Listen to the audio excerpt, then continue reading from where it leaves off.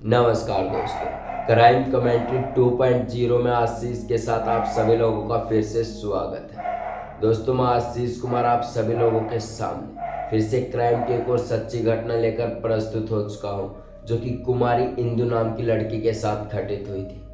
और इस घटना में दोस्तों इंदु की मौत हो गई थी। कहानी में कुछ ऐसा हुआ कि जिसको किसी को उम्मीद भी नहीं थी कि ये लड़की के साथ कुछ ऐसा भी हो सकता है, जो कि केरल की रहने वाली थी। और ये जो घटना हुई दोस्तों 25 अप्रैल 2013 की ये घटना है, जिसमें कुमारी इंदु का मर्डर किया गया था, यानी रेल से कूदा दिया गया था। तो दोस्तों, बिना देरी करते हुए मैं कहानी को शुरू करना चाह रहा हूँ। तब तक आप अपने कानों में ईयरफोन लगा लें और शुरू हो जाइए आशीष के साथ। नमस्कार दोस्तों, आज की कहानी कुमारी इंदु नाम की लड़की की है, जो कि केरल की रहने वाली थी। उसके एक दिन पहले ही उसकी शादी थी, यानी कि अगले दिन उसकी शादी थी। लेकिन उससे ही पहले उसके साथ कुछ ऐसी घटना हुई ट्रेन में कि जिसको किसी को कोई खास उम्मीद नहीं थी कि ऐसा कुछ होगा जिससे ये सब होगा। तो ऐसा कुछ हुआ और केरल के तिरुवनंतपुरम में NICT इंस्टीट्यूट 2012 में वो अपनी पढ़ाई पूरी कर रही थी। मात्र 25 साल की लड़की थी कुमारी इंदु, और उसका जो रिसर्च स्कॉलर था उसमें वो पार्टिसिपेट करती थी। वहीं पर उसकी पढ़ाई थी, वही एक तरह की पढ़ाई थी जो वहाँ पर करने गई थी। और वहीं पर किसी एक लड़का जो कि SSM के पद पर कुछ काम कर रहा था, यानी अच्छी जॉब चल रही थी, जिसका नाम सुभाष था। और वो ऐसे ही मतलब पहले तो जो इंदु थी उस कॉलेज में जब गई तो किसी के साथ इतनी कुछ बोलचाल नहीं थी, ना ही किसी को इतना कुछ जानती थी। और देखने में काफ़ी सुंदर थी, जितनी सुंदर उतनी पढ़ाई में तेज भी थी, बुद्धिमान थी, सब कुछ अच्छे से सोल्व करती थी, हर एक क्वेश्चन को सोल्व कर सकती थी। तो ऐसे ही वो मतलब ना ही किसी से ज़्यादा बोलचाल थी, बस अपना कॉलेज में पढ़ना और बस घर आ जाना, यानी वहीं पर रहना था। तो ऐसे ही मस्त अपनी पढ़ाई पूरी कर रही थी, ना ही किसी से वो था, ना ही लगाव था, ना ही कोई अच्छे दोस्त थे, क्योंकि गांव से बाहर निकली थी वो लड़की और अपनी पढ़ाई के लिए। तो ऐसा चल रहा था। तभी चलते चलते पता नहीं कोई SSM के पद पर सुभाष नाम का लड़का था, जिससे ऐसे ही धीरे धीरे बातें होने लगी। वो उम्र में उससे शायद थोड़ा सा बड़ा था, क्योंकि कुमारी इंदु जो थी 25 साल की थी, और वो लड़का था शायद 28-30 साल के आसपास का होगा, सुभाष नाम का। जब उन दोनों में आपस में थोड़ी थोड़ी बातें होना शुरू हुई, उनकी बातें धीरे धीरे बढ़ने लगी। कॉलेज में प्रोजेक्ट्स के ऊपर काम किया करते थे, ऐसे छोटे मोटे प्रोडक्ट्स जो भी चीज़ें थी, धीरे धीरे उनकी बोलचाल बढ़ने लगी। तो कोई भी इंदु काम करती या फिर सुभाष जो था SM पद के काम करता था, तो कोई भी काम करते तो मिलजुल कर करने लगे थे। कॉलेज में इनकी बातें होने लगी थी कि ऐसा सब कुछ होता है, और ये दोनों एक तरह से बिल्कुल अच्छे फ्रेंड्स हो चुके थे, जिनका मतलब कोई भी मनोभाव न हो। अच्छे फ्रेंड्स आप समझते होंगे दोस्तों कि कोई भी भेदभाव नहीं किसी प्रकार का। और इनका जो दोस्ती थी धीरे धीरे प्यार में बदलने लगी थी। सुभाष और इंदु एक दूसरे को पसंद करने लगे थे, और ये बात इन्होंने आपस में कही भी कि ऐसा सब कुछ हो जाएगा। लेकिन हुआ कुछ उल्टा है, क्योंकि जो सुभाष नाम का लड़का था वो इंदु नाम की लड़की से कुछ ज़्यादा ही प्यार करने लगा था, और सब कुछ उसे मानने लगा था, और दोनों में ही काफ़ी ज़्यादा प्यार हो चुका था। धीरे धीरे समय बीतता जा रहा था, तो सुभाष सोचता है कि क्यों न मैं प्रपोज कर दूं। जो इंदु उसको प्रपोज कर देता हूँ और हमारी शादी तय हो जाएगी। और इनकी ये जो दोस्ती थी दोस्तों, इस बारे में इंदु की फैमिली और सुभाष की फैमिली को भी पता था, क्योंकि ये ज़्यादा दूर के नहीं थे, यही 20-30 किलोमीटर के दायरे में पढ़ते थे, और एक इंस्टीट्यूट में अपनी पढ़ाई पूरी कर रहे थे जिसका नाम NICT था, जिसमें रिसर्च स्कॉलर की, जैसे कि मैंने आपको बताया, पढ़ाई कर रहे थे। तो हुआ कुछ ऐसा, धीरे धीरे इनकी दोस्ती बढ़ी और प्यार में बदल चुके थे। धीरे धीरे समय बीतता जा रहा था। तभी 24 अप्रैल 2013 को सुभाष तिरुवनंतपुरम से कोरिकोट दोनों की टिकट चेक करवा लेता है, यानी बुक कर देता है कि इस ट्रेन में जाएंगे। और जो सुभाष था वो इंदु को कुछ भी नहीं बताता कि आगे का क्या प्लान है, हमें क्या करना है। सुभाष ने बिल्कुल पूरी तैयारी कर ली थी कि तिरुवनंतपुरम से जाकर कोडिकोट जाकर वहाँ पर शादी करेंगे, और वहाँ से अपने हनीमून के लिए सिक्किम निकल जाएंगे। ये सुभाष ने पूरा प्लान कर लिया था। 24 अप्रैल की अब बात थी। जब वो फ़ोन पर बात कर रहे थे और ट्रेन में आ भी चुके थे। जब ऐसे बात कर रहे थे तभी सुभाष जब घर पर था, ट्रेन की टिकट जब कन्फर्म हुई, तभी सुभाष के घर इंदु के मम्मी पापा आ जाते हैं और शादी का कार्ड लेके। ये जब देखता है सुभाष की आंखें रोन जाती हैं कि सुभाष को एकदम से झटका लगता है कि ये क्या हो गया। तभी 24 अप्रैल की ये रात थी। इंदु जब अपने घर थी और उसके मम्मी पापा घर पर थे। सुभाष जब के घर आते हैं, उसके मम्मी पापा इंदु के जब ये बातें करते हैं और इंदु कहती है कि ये शादी मैं अपनी मर्जी से कर रही हूँ। सुभाष से कुछ भी सहन नहीं हुआ।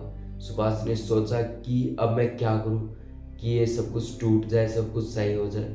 लेकिन जब जो इंदु के मम्मी पापा सुभाष के घर पर आए थे, सुभाष ज़्यादा बात भी नहीं कर पा रहा था, क्योंकि सुभाष जहाँ पर बैठा था वहीं पर इंदु के मम्मी पापा ने कह दिया था कि इंदु जो भी कर रही है अपनी मर्जी से शादी कर रही है, किसी के दबाव में नहीं है। सुभाष ने जब ये कुछ सुना तो सुभाष काफ़ी ज़्यादा भौचक्का डर गया, हैरान हुआ कि कैसे हो सकता है।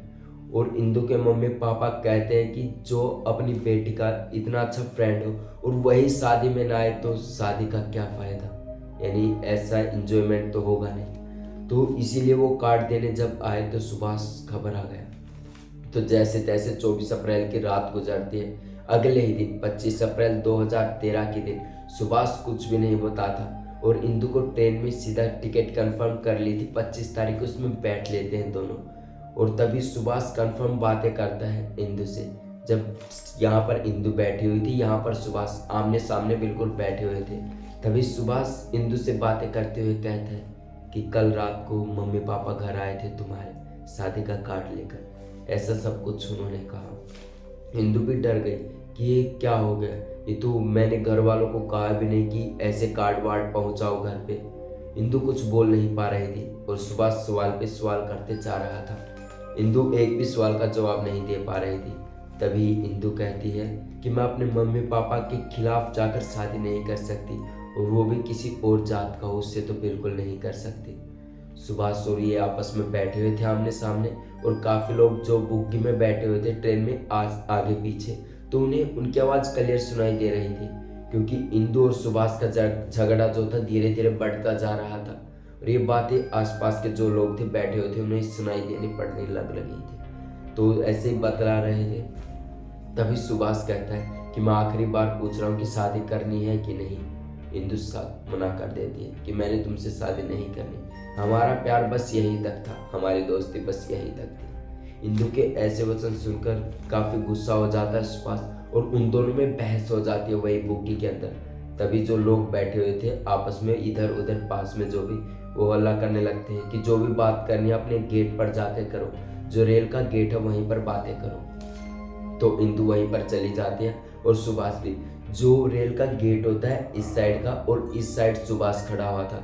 तभी सुभाष इंदु से बात कर रहा था कि जल्दी बताओ तुम्हें शादी करनी है कि नहीं। सुभाष जो था उसका बिल्कुल ही बुद्धि फिर चुकी थी एक प्रकार से, क्योंकि इंदु के साथ ऐसा लगाव सुभाष कुछ ज़्यादा ही प्यार में डूब चुका था, और इंदु ऐसा कर रही थी तो सुभाष के बिल्कुल भी बर्दाश्त नहीं था। तो इंदु से आखिरी बार सुभाष फिर से पूछता है क्या तुम्हें शादी करनी है मुझसे। इंदु जैसे ही खिड़की के पास ऐसे खड़ी थी, सुभाष ऐसे खड़ा था आगे, तो इंदु जैसे ही मना करती है तो सुभाष उसे धक्का दे देता है, और इंदु जो थी वहीं पर गिर जाती है, रेल के बाहर गिरती है। और जो नदी थी प्रयाग नदी का पुल था जिसके ऊपर से ट्रेन जा रही थी, तो वहीं पर इंदु गिर जाती है, और इंदु का जो सर था वो कोई पाइप पर लगता है जो लोहे की पाइप थी, और वहीं पर पीछे से फट जाता है और टकराकर जो इंदु की लाश थी वो नीचे गिर जाती है जो नदी है। तो जब सुबह होती है तो 2 दिन के बाद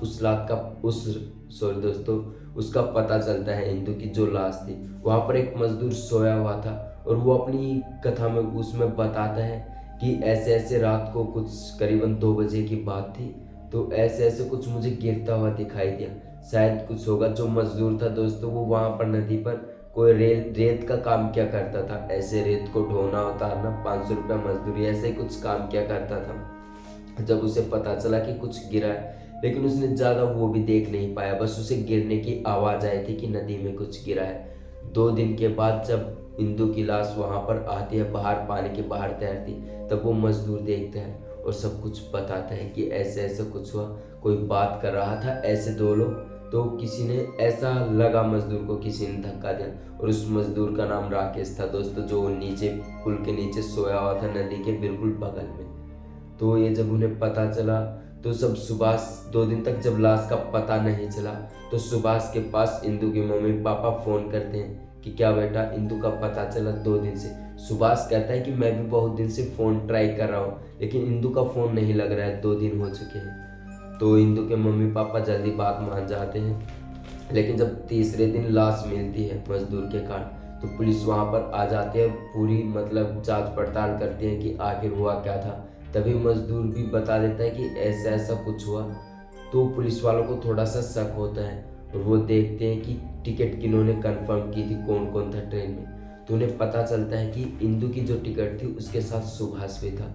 जब पुलिस को ये पता चलता है तो पुलिस तुरंत सुभाष के पास जाती है और पता लगाती है कि मामला असल में क्या है, किस कारण से ये सब कुछ किया तुमने। तो वहाँ पर जो था सुभाष कुछ ज़्यादा बहस नहीं करता, वो कहता है कि मुझे कुछ नहीं पता।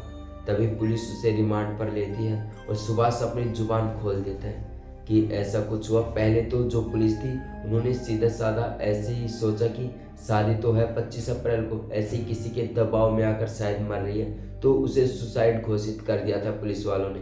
लेकिन जब पूरी बात का उन्हें पता चला तो उन्हें आखिर में डिसीजन लिया कि ये किसी की करी कराई करतूत है जिसने भी ये किया है। तो पुलिस ने आखिर तक सुभाष को पता चला और सुभाष को गिरफ्तार किया। और ये जो केस है दोस्तों अब भी चलता जा रहा है, क्योंकि कंफर्म अभी तक नहीं हुआ कि ये सुभाष ने मारा है, इसे धक्का दिया है, और ऐसा अब तक चलता जा रहा है। और ये घटना ऐसी थी, एक ही रात में इंदु का सब कुछ बदल दिया था। और दोस्तों वहाँ तक की गलती इंदु नाम के लड़के की भी थी, क्योंकि उसने हरकत ही कुछ ऐसी दी कि कोई लड़का उससे प्रेम कर रहा है, ऐसा उसके साथ करना और अपनी मर्जी से, तो बिल्कुल गलत है। ये पुलिस वालों को भी ऐसा लगा, लेकिन पुलिस ज़्यादा कुछ कर नहीं पाई है और सुभाष अभी ढंग से जेल में कैद भी नहीं है, एक प्रकार से बेल पर चल रहा है। तो दोस्तों ये थी आज की कहानी जो मैंने विजिट करी है, जो कि इंदु नाम की लड़की के साथ घटित हुई जिसमें उसकी डेथ हो गई। और ये घटना ट्रेन की थी दोस्तों जब इंदु की डेथ हुई। तो कमेंट में ज़रूर करके बताएं कि आपको ये कहानी कैसी लगी, और ऐसी ही कहानियाँ सुनने के लिए चैनल को सब्सक्राइब कर लें। तब तक के लिए जय हिंद दोस्तों। मिलते अगले शनिवार को फिर से एक और खौफनाक और दिल को दहला देने वाले एपिसोड।